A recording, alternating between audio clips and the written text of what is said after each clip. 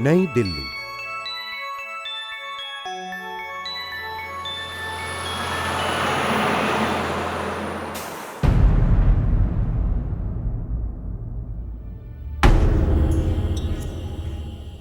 मेरे को न्याय पे भरोसा है क्योंकि मैं कहीं गलत नहीं हूँ तो मेरे साथ न्याय हो, न्याय ही होगा मेरे साथ, जिससे मेरे बच्चों की लाइफ बनी रहे। मुझे विश्वास है कि न्याय जरूर मेरे साथ होगा और आप लोग भाइयों भी मेरे बच्चों का ध्यान रखते हुए न्याय करेंगे।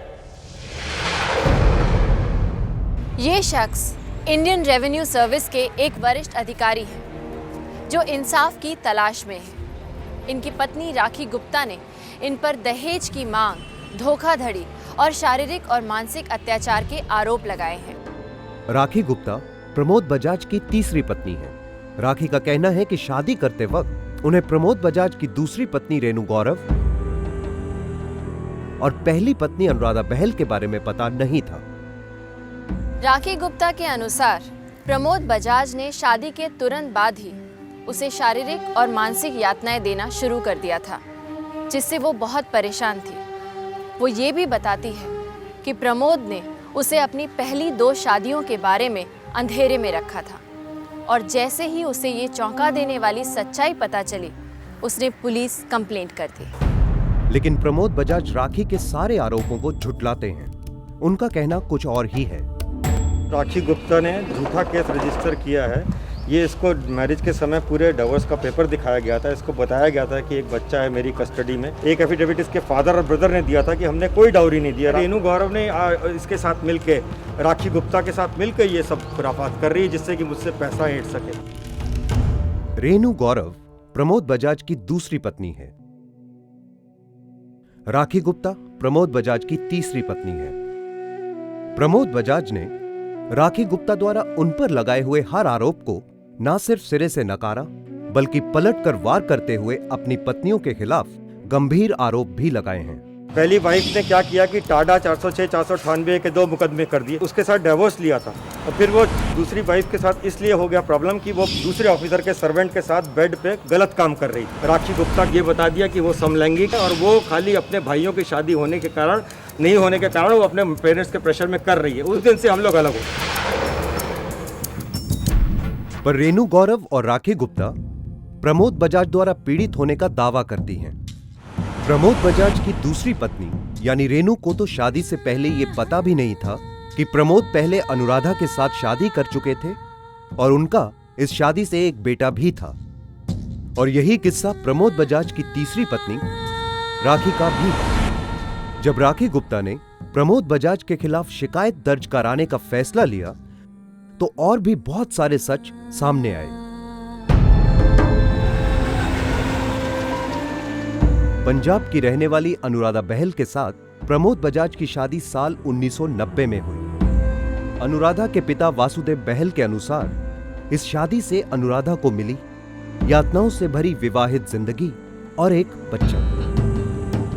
अनुराधा के पिता वासुदेव बहल के अनुसार प्रमोद बजाज ने अनुराधा को अपने घर से निकालकर उन्हें बेसहारा कर दिया। हालांकि प्रमोद बजाज ने अपने बेटे अनुपम को अपने साथ ही रख लिया।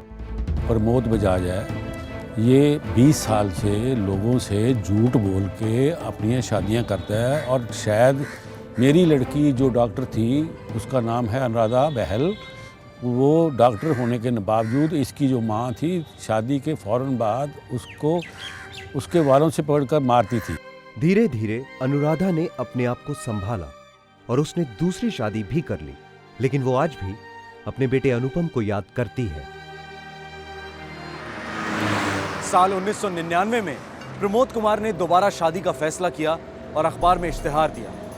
अजमेर की रहने वाली एक सीधी सादी लड़की रेणु गौरव और उसके भोले भाले माता पिता ने यह इश्तिहार देखा। उनके मुताबिक इस इश्तिहार में इस बात का कहीं कोई जिक्र नहीं था कि प्रमोद कुमार एक तलाकशुदा इंसान है और एक बच्चे का बाप भी। न्यूज़पेपर में ऐड आया था, सिंपल ऐड था कि IRS अफसर हैं, लखनऊ के हैं, और कुछ भी नहीं बताया उन्होंने डिटेल में अपने बारे में।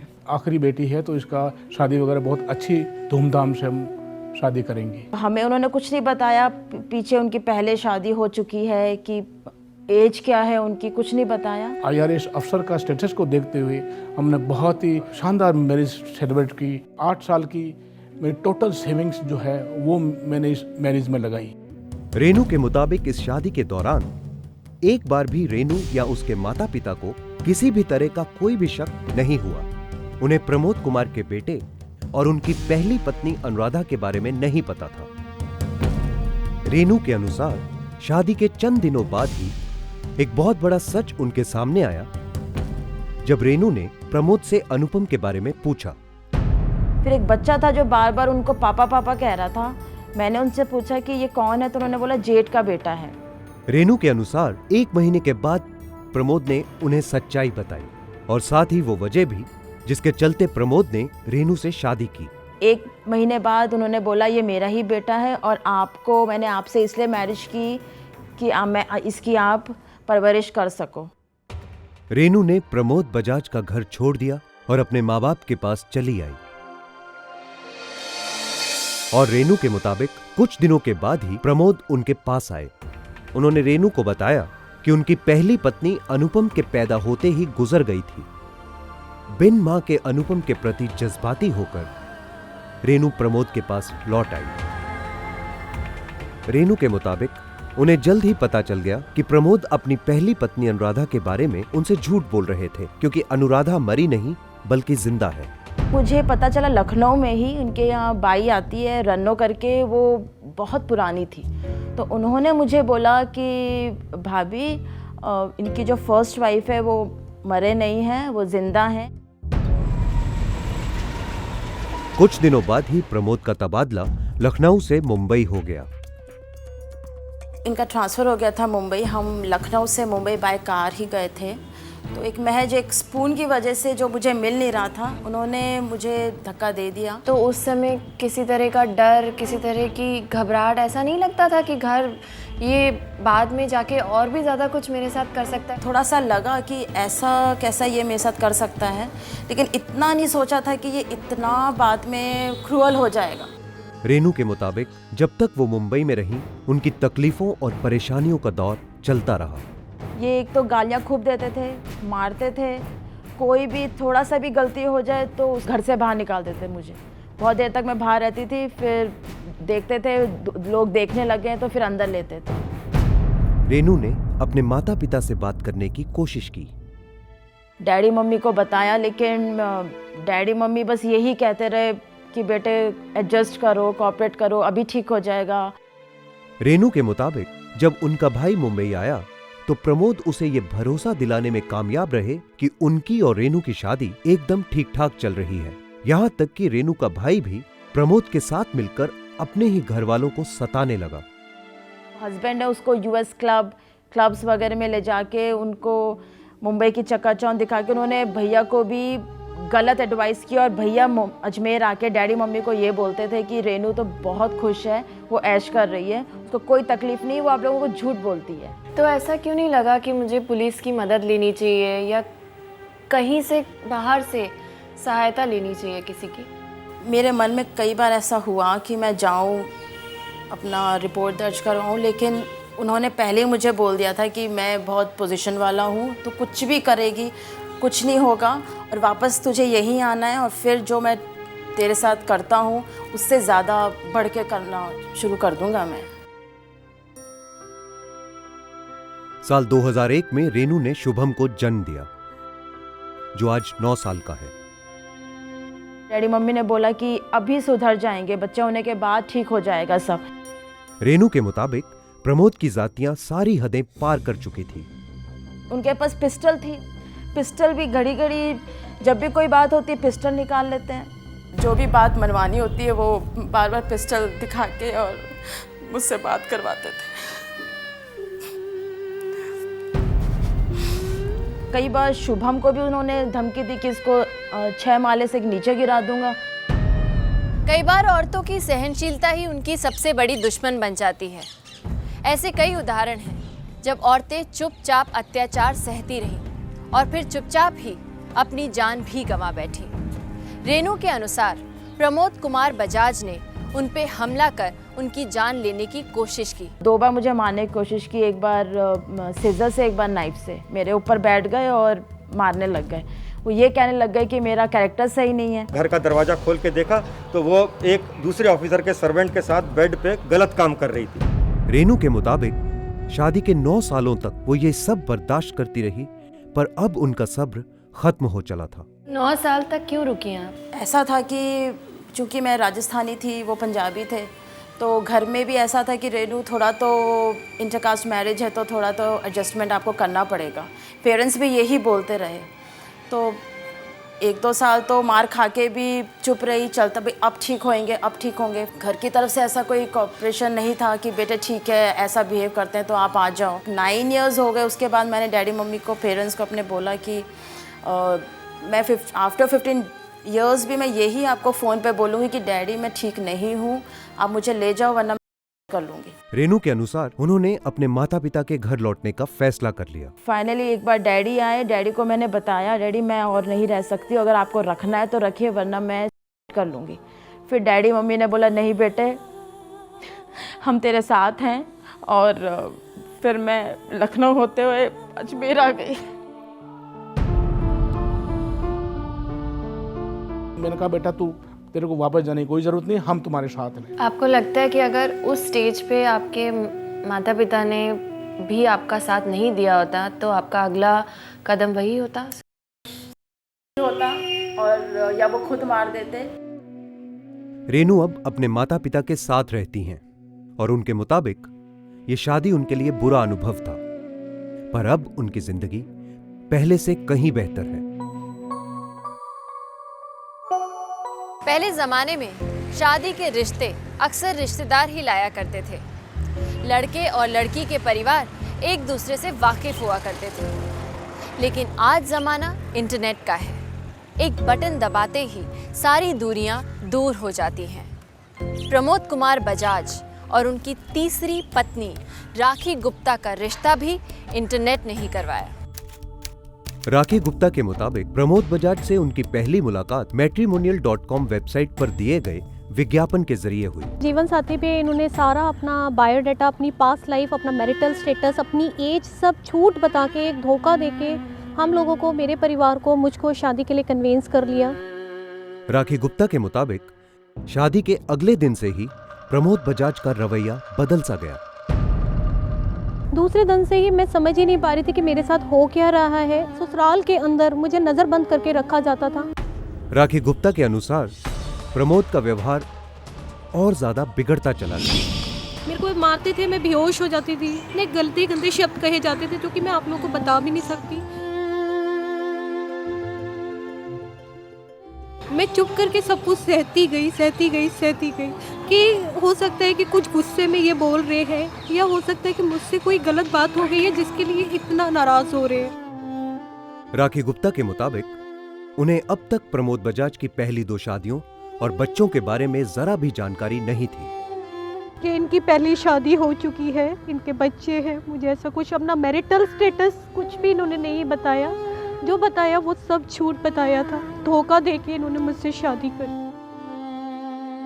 राखी गुप्ता के अनुसार उन पर कई तरह की पाबंदियां लगा दी गईं। उनका घर से बाहर निकलना बंद करवा दिया गया। उन्हें धमकाया गया कि अगर उन्होंने मुंह खोला तो ये उनके भाई के लिए अच्छा नहीं होगा।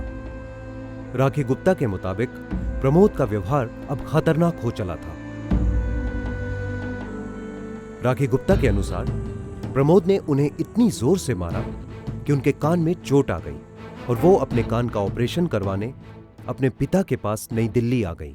5 महीने तक मैं घर पे रही। कभी मुझे कहते कि मेरी इलेक्शंस ड्यूटी हैं, कभी मुझे ये कहते हैं कि मैं अभी ट्रेनिंग में बिज़ी हूँ। तो अल्टीमेटली हमने ये डिसाइड किया चलो वो बिज़ी है, हम ही यहाँ पे टिकट करा के, वो लेने नहीं आ पा रहे तो हम ही लोग टिकट करा के बॉम्बे चले गए।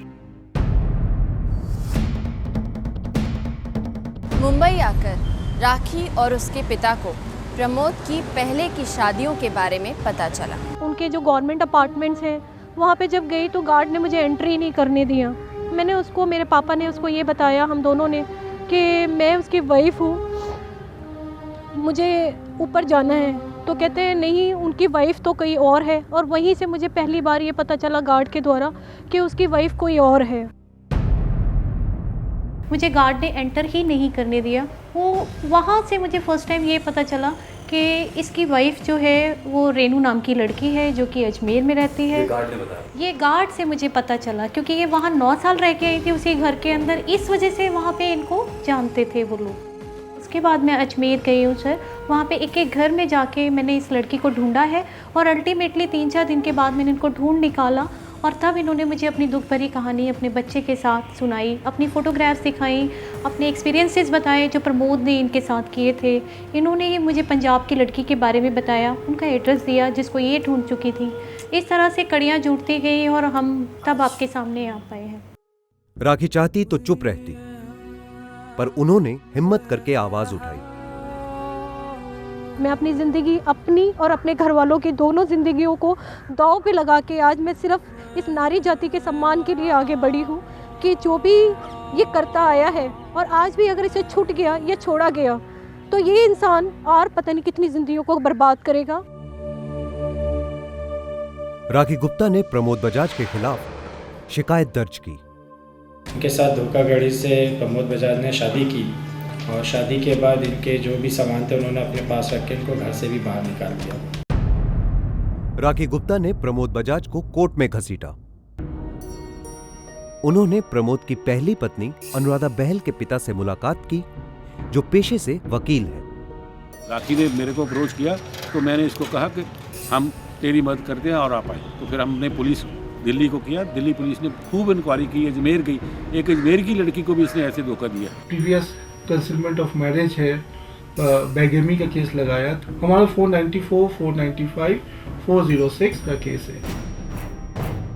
पुलिस प्रमोद बजाज को गिरफ्तार करने निकल पड़ी। ऑफिस में जाकर के जब ऑफिस के अंदर मिले तो उसमें मिस्टर बजाज से वहाँ पर उसको इंट्रोगेट किया। इंट्रोगेट करने के बाद जब एविडेंस आ गई कि पर हमने उसको ऑफिस में उसको अरेस्ट किया। प्रमोद बजाज को तुरंत गिरफ्तार कर लिया गया। फिलहाल वो जमानत पर बाहर हैं, पर उन पर चल रहे मुकदमों की सुनवाई जारी है। प्रमोद के खिलाफ इस लड़ाई में राखी को प्रमोद की दूसरी पत्नी रेनू और उनके माता पिता से काफी मदद मिली और एक भावनात्मक सहारा भी। जो राखी है उसने जो इस तरह बोल्ड स्टेप उठाया है उसकी काबिल तारीफ है। रेनू और राखी के मुताबिक उनके परिवार वालों से शादी में उपहार में मिली सारी चीजें प्रमोद ने रख ली और साथ ही वो सारा सामान भी जो ये दोनों अपने साथ लेकर आई थी। उन्हें प्रमोद बजाज ने तलाक दे दिया, लेकिन उन्होंने उनका वो सारा सामान कभी वापस नहीं लौटाया। मेरे से डिवोर्स हो चुका है 27 मार्च 2009 में हुआ था। परमानेंट एलिमिनी के नाम पे कुछ अगर दे 30-35 लाख जैसे जिसकी पोजीशन है, लेकिन उन्होंने बिल्कुल मना कर दिया कि मैं इस कंडीशन में नहीं हूँ कि मैं इसे कुछ भी दूँ। उधर प्रमोद कुमार ने खुद को निर्दोष और हालात का शिकार साबित करने की कोशिश में अपनी पत्नियों के खिलाफ हर तरह के आरोप लगाए हैं। रेनू गौरव उसका नाम है, अजमेर की रहने वाली है। तो वो जब मैं ऑफिस से लौट के आया, घर का दरवाज़ा खोल के देखा तो वो एक दूसरे ऑफिसर के सर्वेंट के साथ बेड पे गलत काम कर रही थी। राखी गुप्ता ये बता दिया कि वो समलैंगिक है, जबकि रेनू और राखी दोनों ने ही बड़ी ही शालीनता से इन आरोपों को नकार दिया। मैं तो यही समझूंगी कि दिमागी तौर से ही वो हैबिचुअली है। एक तो एक औरत को शादी करता है, उससे सारी दहेज ले लेता है, उस बच्चा पैदा होता है और छोड़ देता है। उसको आदत पड़ गई है, उसको इसी में मज़ा आता है। अपने डिफेंस के लिए एक बात लेके चल रहे हैं समाज के सामने कि लड़की को कभी लेस्बियन बता दीजिए, कभी उसको चरित्रहीन बता दीजिए, क्योंकि नारी जाति का तो उनको सम्मान करना ही नहीं है। अक्सर जब ऐसी शादी टूटती है तो आरोपों की बौछार शुरू हो जाती है, लेकिन अदालत सिर्फ सबूतों के बल पर ही इंसाफ करती है।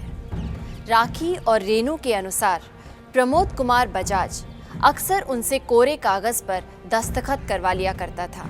मुझसे जोर जबरदस्ती से पता नहीं कौन कौन से पेपर्स पे सिग्नेचर करा के मुझे मेरे घर पे ये कह के छोड़ गए कि हम 2 दिन दिल्ली जा रहे हैं, तुम अपने माँ बाप से मिल लो, हम तुम्हें 2 दिन के बाद ले जाएंगे। उसने ये कहा कि हमें कुछ कुछ रिक्वायरमेंट्स होते हैं कि शादी के बारे में बाद में डिपार्टमेंट में लेटर लिखने के लिए, और हमसे सिग्नेचर साइन करा करके उसने फिर बाद में उस पर टाइप कर दिया, टाइप करके कि उसमें शो कर रहा है कि वो डॉरीलेस मैरिज है, जो कोर्ट में बार बार दिखाता रहता है। हमने पूछा इससे कि क्या आपने ये डॉक्यूमेंट्स डिपार्टमेंट में दिए, तो उसका कोई जवाब नहीं था उसके। राखी गुप्ता और रेनू गौरव के अनुसार प्रमोद बजाज ने शादी के जाल में फांसकर उन्हें धोखा दिया और अब वो दोनों उसे सबक सिखाना चाहती हैं। उनका कहना है कि वो दोनों मिलकर बजाज को बेनकाब करेंगी। जो धोखा मैंने उठाया, जो मैं इसकी बातों में आई, मेरे जैसी और कितनी ही हज़ारों लड़कियां होंगी जो ऐसे चालाक आदमियों की बातों में ना आए और वो इस सच्चाई को जाने ताकि मैं उनकी ज़िंदगी को बचा सकूं। अपने बेटियों की शादी देख के करें, उनका पूरा घर का इन्वेस्टिगेशन करें, खानदान कैसा है, लड़का वाकई क्या करता है, जो वो बोल रहा है वो वाकई सच है कि नहीं, क्योंकि मेरे साथ जो हुआ वो पूरा का पूरा फ्रॉड ही था। इन्हीं सब आरोपों की वजह से प्रमोद बजाज को नौकरी से निलंबित कर दिया गया है। उसको तो उम्र कैद की सजा मिलनी चाहिए। हर समय ये प्रमोद इसीलिए बचता आया है कि ये सरकारी ऑफिसर है। इंसाफ किया जाए मेरे से, मैं तो इंसाफ चाहती हूँ आपसे।